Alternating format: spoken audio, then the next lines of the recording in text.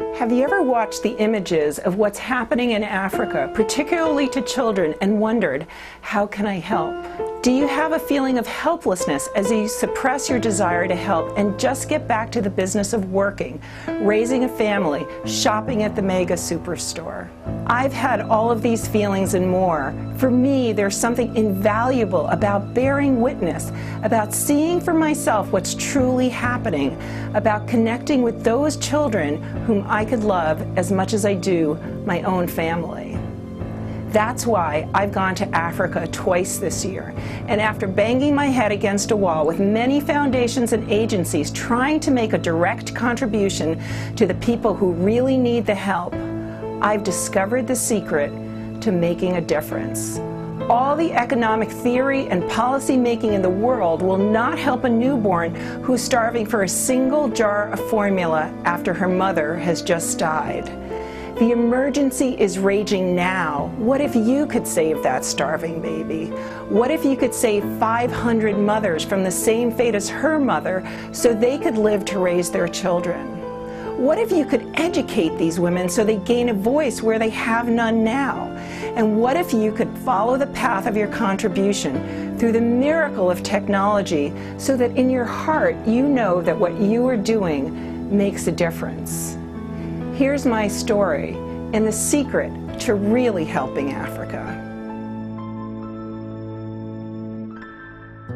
After a 24-hour trip, I finally landed in Entebbe, Uganda at 8:45 p.m. local time with a mere 10-hour time difference from San Diego, California.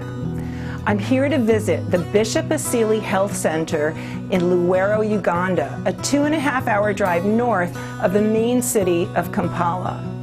After sleeping a grand 3 hours under a mosquito net, I got to meet Sister Ernestine, the founder of the Bishop Asili Clinic. She's an extraordinary woman, a nun and a nurse. She was trained in Italy in physical therapy because of the incidence of cerebral malaria in Uganda. She also holds a master's degree in health administration. The demands on the clinic are extraordinary, and they've turned the small clinic into the only full treatment hospital in the region. In addition to treating patients for the most common ailments, including malaria, HIV/AIDS, intestinal disorders, and malnutrition, nearly 45 babies are born here every month. Amazingly, the clinic doesn't have the resources to put screens on the window or supply bed nets to stop malaria-carrying mosquitoes from infecting newborns, mothers, and the already weak. At Bishop Asili, at the moment there are like 45 beds, but when we are filled up, we like put something on the floor to make it like 50. They can't perform C-sections here or minor surgeries needed by HIV patients because they don't have a surgical suite. These patients instead need to be referred to state hospitals, definitely not the preferred alternative. The clinic has doctors standing by, ready to work once the suite is available. Because the clinic doesn't have an ambulance, many women who are about to deliver are at risk. Often as they are in the midst of a complicated labor, they need to be transported on the back of scooters over treacherous roads. The lack of transportation means thousands of mothers and babies die each year. The clinic maintains 11 small yet essential treatment centers deep in the villages to the north of Luwero, serving a total community of nearly 600,000 people. And in the community, what percentages of positive are you seeing? In the community, according to what we have observed, is much higher than 30%. Because, you know, we have been getting statistics from government, but a lot of us find it very contradicting to the situations we see. Because when you come to the people in the community, then you see the reality. When you go to the health center, you see the reality of things. When you move from house to house, then you see the reality. You find that almost in every house, either they have lost somebody or somebody is sick. There are about over 2 million children are orphaned by HIV/AIDS. But in the program which we run, the HIV program we run, we we registered 871 children. This are from 100 households only. She told us this morning of the terrible night at the hospital. A woman with an infection of unknown origin arrived at the hospital after just giving birth, along with her newborn baby. The mother was too weak to nurse the baby, and after several hours gave up her struggle and died. Baby Christina joined the 2 million orphans who struggle every day in Uganda. A lot of these children, when the parents die, either they go to the streets or they are taken by relatives. I have had many times I had to send the driver to collect children from the gardens and take to school, because the children were either told, if you go to school today, you look for what to eat in the evening or where to sleep. A few hours later, one of the sisters brought the baby to see us.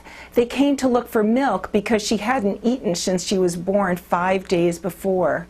Without a choice, they had begun to feed her glucose water, just sugar and water. Even though these very knowledgeable nurses and midwives know that they shouldn't feed the baby cow's milk, they have no resources to purchase formula. The electricity here is on for 24 hours, off for 24.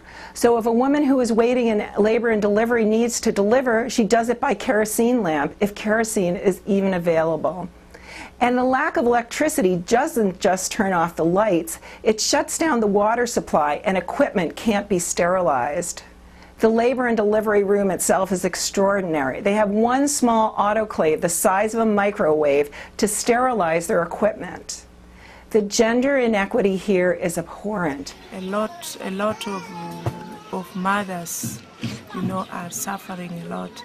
They have very little voice, and many mothers are infected because of this. They have very little power. A woman has little resistance when a man comes home and commands for this, So they are very, very vulnerable. Our mothers are very vulnerable, and yet they are very, very responsible for many, many things in the family. The children suffer a lot when the mother dies first. Perpetua is an 11-year-old girl, not much bigger than my 3-year-old son, Zach. She's HIV positive, very bright, and loved by the sisters here. A month ago, she was so sick, they were certain she would die.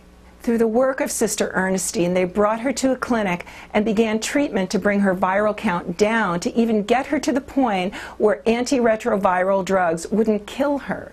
Now, through the treatment, she's healed enough that she will begin school tomorrow.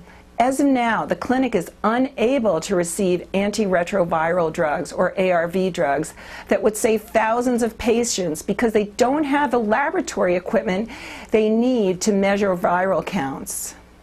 The issue with nutrition here is very serious. Ernestine recognizes the need for nutritional supplementation is severe. The Bishop Basili Clinic is doing the best that they can to serve this huge community, but they receive less than $5,000 a year from the Ugandan government. After this last financial year, it gave us 10 million shillings. And how much is that? How much is $10? That is like $4,050. Okay. The secret to helping Africa lies in not waiting for the government to step in and help, but to channel aid, resources, equipment directly to the people who are already making a difference on the ground. The Just Like My Child Foundation has been established to fund the needs of the Bishop Basili Clinic in Luwero, Uganda, and its 11 outlying clinics. All funds, equipment, medicines that are donated to the Just Like My Child Foundation go directly to the needs of the clinic. That's the real secret to helping Africa. Now, today. This is Vivian Glick of SmartMama.com.